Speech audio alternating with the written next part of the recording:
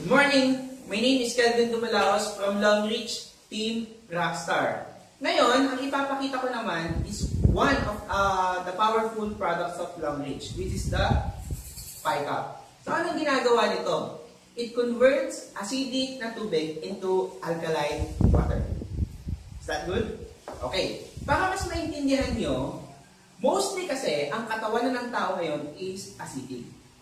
Bakit? Dahil sa everyday mong kinakain, everyday mong iniinom, at the same time yung lifestyle. Okay. So, kung ikaw mahilig kumain ng mga processed food, preservatives, even karne at kanin.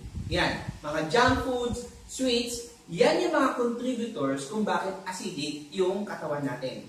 At the same time, kung mahilig ka uminom ng soft drinks, mahilig kang uminom ng kape, at mahilig kang uminom ng alak, or kung naninigarilyo ka, yung mga factors kaya nagiging acidic yung katawan natin. And take note, kapag acidic ang katawan mo, prone ka sa anumang mga sakit. Like sipon, ubo, lagnat, etc. At the same time, mga chronic diseases like cancer. Ang good news, mayroon tayong PiCap na kahit saan ka pumunta, makakainom ka ng alkaline water. At the same time, ito lang naman kasi ang pangontra para maging balance yung pH level natin. Ang mga tubig or ordinary water na nabibili natin mostly sa market, mga 5 gallons, at the same time yung mga bottled water, ay acidic na rin. Okay? So ang gagawin ko, I will demonstrate kung paano to gamitin. Okay ba? Okay. So ito yung PiCap. Mayroon tong filter. Isa sa ibabaw at saka sa ilalim. So ang gagawin ko, iti-test lang ang alkalinity or acidity ng tubig na to. This is branded water pero hindi ko na lang babanggitin kung anong klase siyang tubig or ano siyang brand. Ngayon, ang gagawin ko, ilalagay ko lang siya dito, tubig, sa baso. At the same time, same water, ilalagay ko dito sa PiCap. Okay?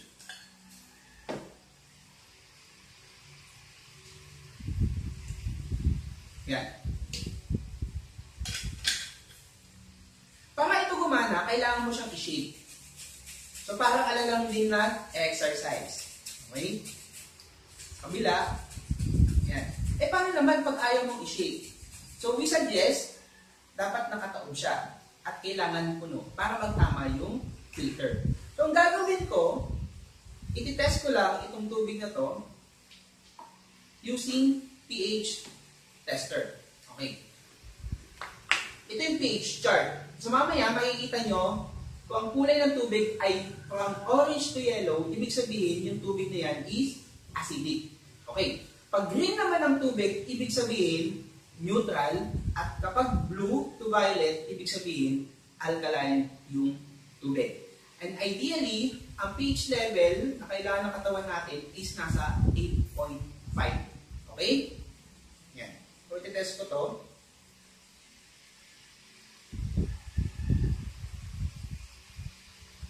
One, two, three. So, anong klase ng tubig? Acidic. Kulay dilaw. Ngayon, itong same water naman na nandito sa PiCap, ang iti-test ko. Okay?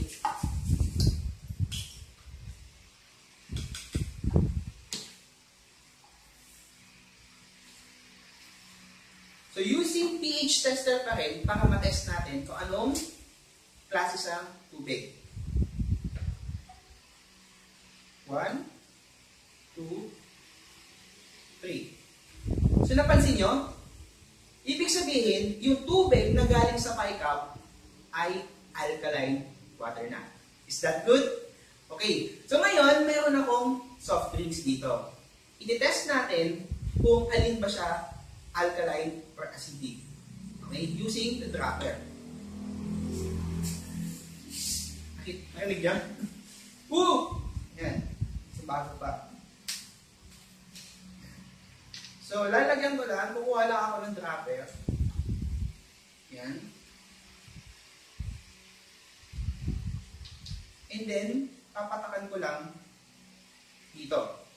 So, mapapansin nyo, 1, 2, 3, tatlong patak lang. At tingnan nyo nangyari, naging acidic. So, kapag ikaw mahilig kang uminom ng soft drinks, mag-ingat-ingat ka na. So, ibig sabihin, yung mga iniinom na natin ngayon is hindi na talaga safe. And ang good news, mayroong PICAP to balance.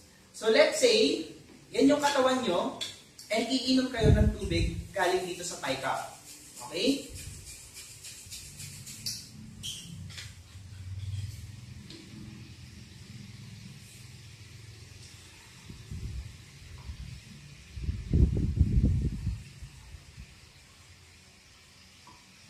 Yan yung nangyari.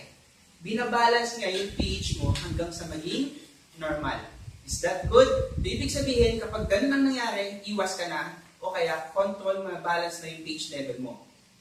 So, my name is Kelvin Dumalaos. Kung sino man ang nag-share sa iyo ng video na to, please contact him or her for more product details. Thank you and God bless.